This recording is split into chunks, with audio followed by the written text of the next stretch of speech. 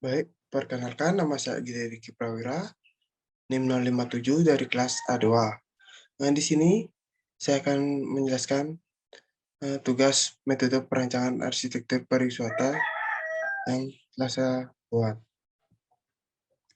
Eh, Pertama ada lokasi site, di mana lokasi site berada di Jalan Pantai Munggu, Mengui, Badung, Bali, dengan luas site 1.500 meter persegi.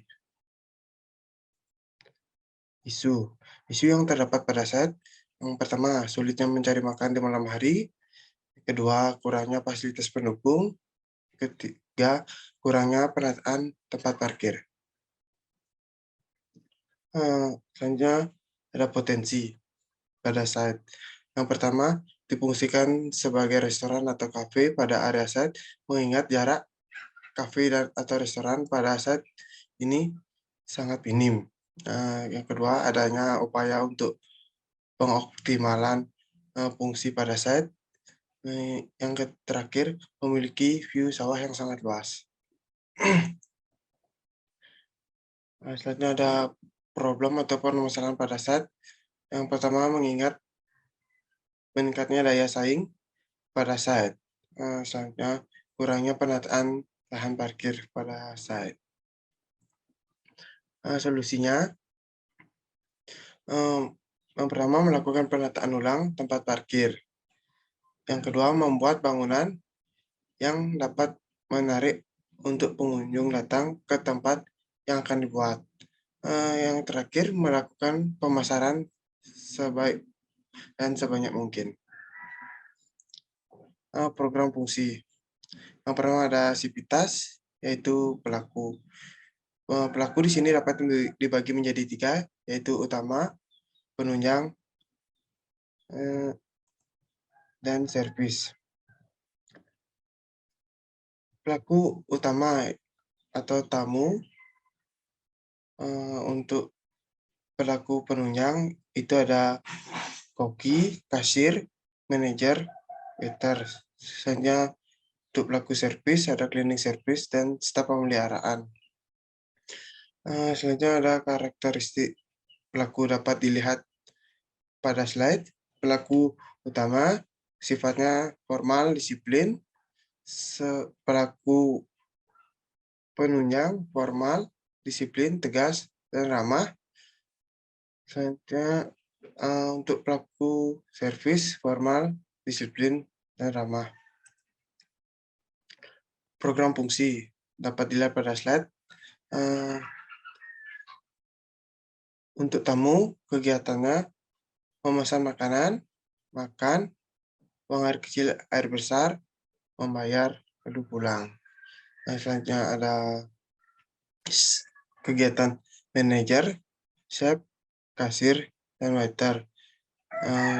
Yang pertama kegiatannya mengawasi pegawai, menerima tamu, mengawasi perusahaan, melayani tamu, memasak, buang air kecil dan air besar. Selanjutnya ada sivitas servis, memenuhi kerusakan bangunan maupun peralatan kafe, menyiapkan peralatan, membersihkan bangunan.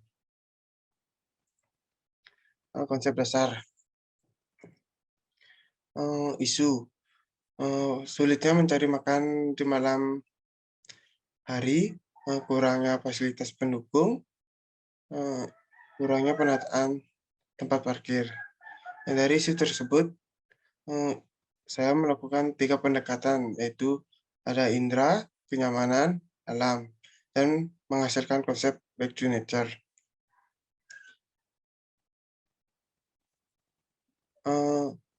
Untuk tema perancangan yang saya angkat adalah sustainable, di mana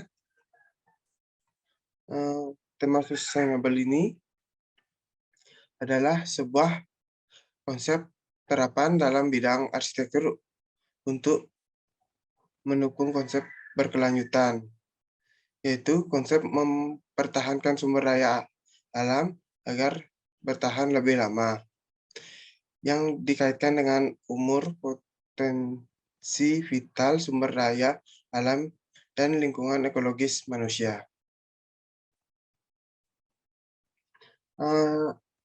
Di sini ada konsep zoning. Konsep zoning bertujuan untuk menentukan penataan ruang dalam tapak sesuai dengan fungsi ruang yang direncanakan. Dasar pertimbangannya ada fungsi ruang, program ruang, konsep, dan tema dasar ada existing site. Dapat lihat pada slide. Yang berwarna hijau merupakan area persawahan, yang berwarna merah merupakan area bangunan kafe atau area indoor, yang berwarna kuning merupakan area outdoor cafe, yang berwarna abu-abu merupakan area parkiran, yang berwarna hitam merupakan jalan menuju ke pantai Mungu. Selanjutnya ada konsep entrance. Konsep entrance untuk menentukan posisi entrance dari jalan utama menuju ke dalam site dan juga entrance dari area parkir menuju site. Dapat dilihat pada slide, entrance pada proyek cafe ini menggunakan entrance dengan bentuk yang sederhana, terbuat dari material beton. Entrance ini dapat dilalui oleh mobil, sepeda motor, sepeda, dan manusia. Konsep fasad. Konsep fasad ini bertujuan untuk menentukan bentuk bangunan, menentukan material yang digunakan. Dasar pertimbangannya ada zoning ruang, program ruang, konsep, dan tema perancangan. Dapat dilihat pada slide, pada konsep fasad ini, fasad banyak menggunakan material-material alami seperti menggunakan atap alang-alang, menggunakan kayu, serta terdapat vegetasi pada bangunan. Mengingat tema dan konsep yang saya angkat yaitu back to nature. Di sini ada konsep ruang dalam. Bertujuan untuk menentukan material yang digunakan, menentukan furniture dan tata letak furniture.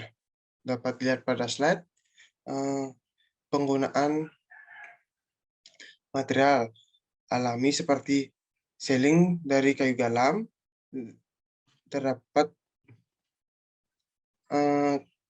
meja dan kursi dari kayu rotan dengan dikombinasikan beton dengan ornamen-ornamen dinding dari bermaterial alami. Selanjutnya ada konsep ruang luar. Di mana konsep ruang luar ini bertujuan untuk menentukan penataan ruang luar pada site, menentukan jenis material ruang luar pada site. Dapat dilihat pada slide, penggunaan material menggunakan material kayu serta batu alam, serta terdapat vegetasi untuk menyejukkan pada site, serta terdapat juga beton. Moodboard dapat dilihat pada slide, moodboard yang saya gunakan. Sekian presentasi dari saya. Apabila ada salah-salah kata, mohon maaf. Saya tutup dengan terima kasih.